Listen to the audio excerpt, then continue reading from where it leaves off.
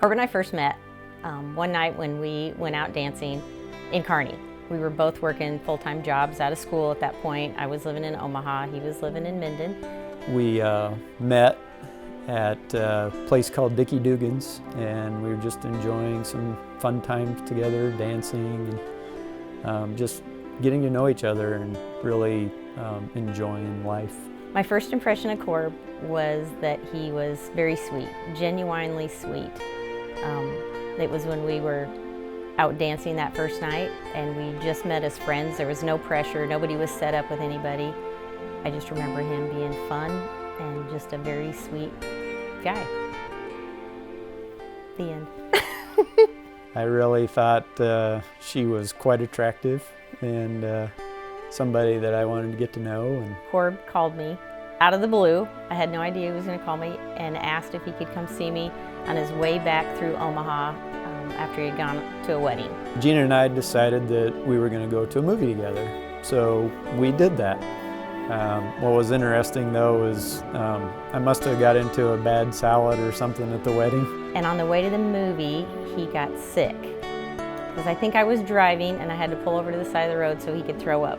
What a way to start a relationship, right? So our date turned into me going to get Pepto-Bismol, and I think he slept on the couch, which was actually kind of romantic because I took care of him. I'd say probably the thing that attracted me to Gina at the very beginning was, first of all, she's beautiful, but beyond that, she's very smart. She was driven. She was focused on what she wanted out of life. I truly believe that the timing of when Corb and I met was God's perfect timing. I feel that if we would have met earlier in our lives, I wouldn't have looked at him in the way I did at that time.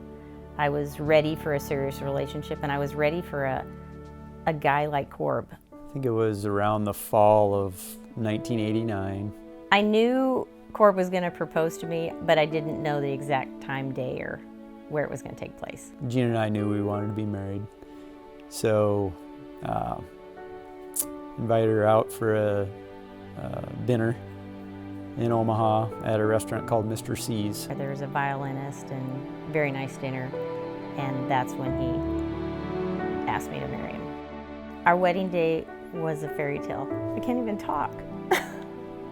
My first thought was, wow, I can't believe this is really happening. But here we were, ready to exchange our vows. It was perfect.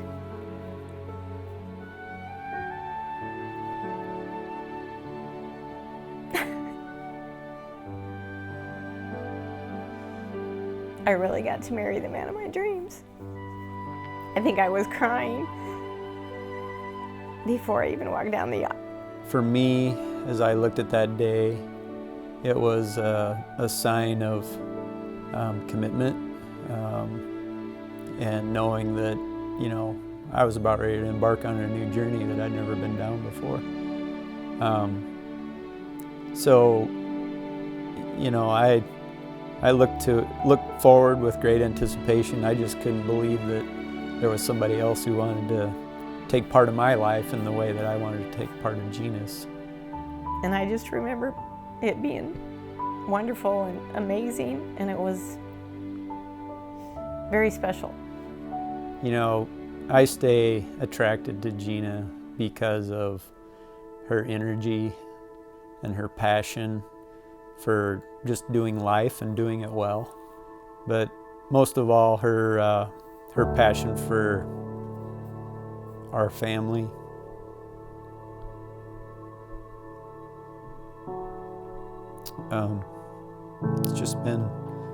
It's been a big part of her life, and it's important to me. If there was one word I would use to describe Corb, it would be the word integrity. Integrity is what drew me to Corb in the beginning and is what continues to draw me to his heart now. He is unselfish, he's honest, he is true to his word in all ways. And that's what I appreciate most about him. So after 25 years of marriage, I'd say the thing that I've learned is that marriage can embody what Christ's call in our life is around the fruits of the Spirit. It's taught me to be more loving, more patient, more peaceful, try and be more kind. 25 years of marriage has taught me that love is not about feeling it every day.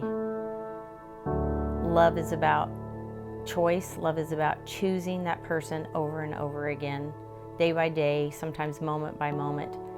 You know, marriage can be just like driving down the road. You know, if you're on a county road, you never know when you're going to hit those ruts and things are going to get a little bit bumpy.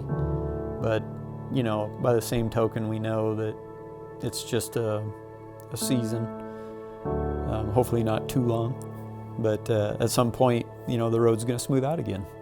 So that's probably what I've learned. Early on, I saw Corb as perfect, to a fault, if that's possible.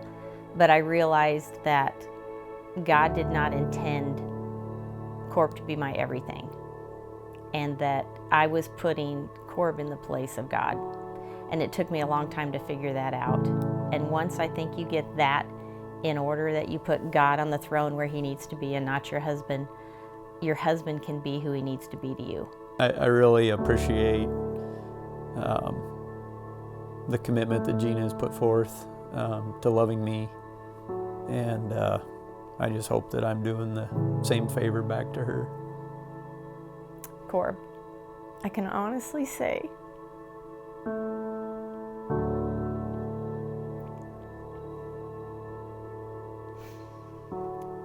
you are my better half. You make me better in every way. So Gina, if I could say one last thing to you, I'd say just thank you for being my life partner. And you know what? If I had to do it all over again, I'd do it in a heartbeat. You are unselfish when I'm selfish. You are joyful when I'm not. You are giving when I'm not. You are forgiving when I am not. You make me a better person in every way, and I'll always love you.